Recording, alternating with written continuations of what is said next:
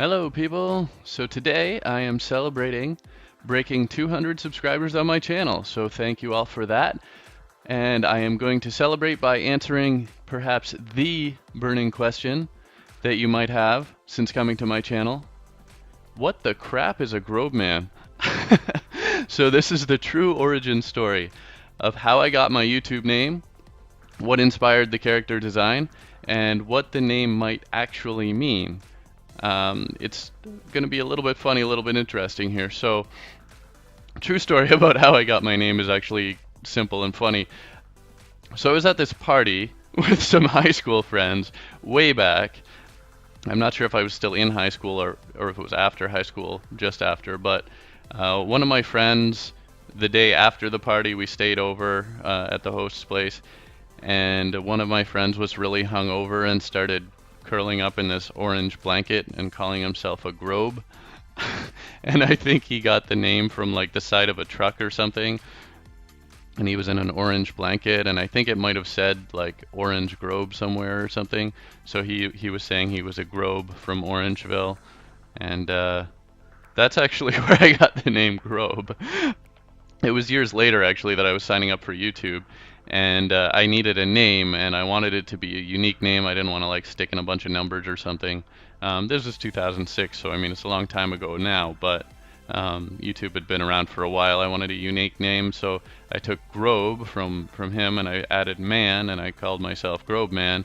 And really that was just a throwaway name at the time, just to have a unique account on YouTube, just so I could sign in when I needed to sign in to YouTube. And that was all it was.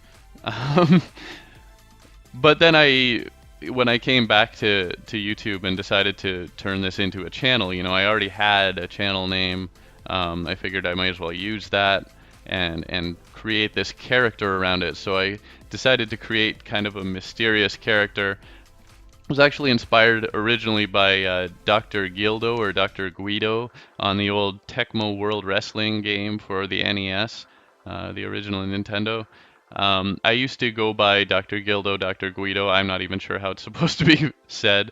I used to go by that online though, online games and all that stuff. And I wanted, as I say, to have like a mysterious masked figure because, frankly, I'm not too keen on like people knowing who I am, and I'm a pretty private person. I probably will eventually, you know, do the big reveal, so to speak. I'm getting a little more comfortable with, you know, sharing myself with all of you. But originally I wanted to have a mysterious masked figure like a superhero or a wrestler, and I thought, you know, it's a pretty cool motif or idea to go with. But then there's the question, okay, what does Grobeman actually mean? And when I came back to have a proper YouTube channel, I figured, well, I'd better look this up at least. You know, what is it going to come up with?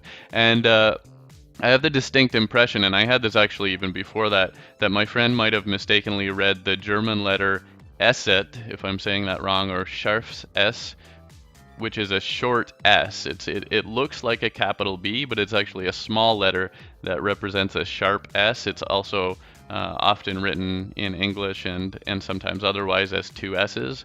So what he actually read might have been gross, which means big, but also great or important and possibly even rough, you know, gross. The English word gross, of course, has a different meaning than the German word, but, you know, kind of rough or maybe even unclean or something, I don't know. But mostly it means big or great or important in German. And that would make the name Großmann, which, of course, is a name, but that literally translates as big man or perhaps great man. Also, when I searched just as Grobeman with an English B, it came up once on a Google search result as man who does the dirty work.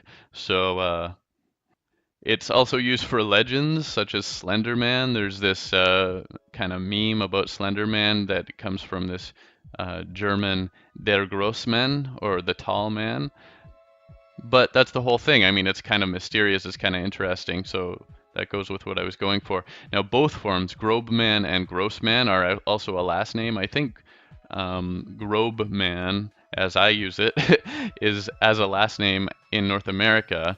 Is probably a mistaken translation. It's probably supposed to be originally Grossman, but anyway, That's where it all comes from. So it remains a little mysterious and open to interpretation, which is kind of what I was going for anyway, right?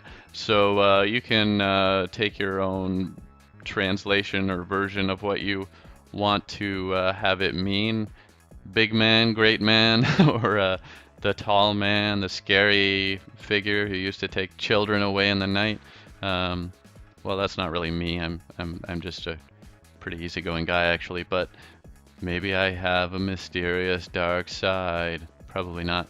Anyway, I hope you enjoyed the explanation, the video. I wanted to take the opportunity to sort of explain where that all came from. So it came from a stupid place and it ended up in an interesting place. And I hope you enjoyed that. I don't know why you would be watching this if you weren't already a subscriber, but if you are not already a subscriber, please do subscribe. Thanks for listening, thanks for watching, and check out my other videos, of course. Most importantly, perhaps, would be to say thank you to each and every one of you who are subscribers. Thank you for watching all my videos. Thank you for subscribing. I'm really hoping to keep growing this thing and make it something big. So thank you all. Again, I guess we'll see you next time, and bye for now.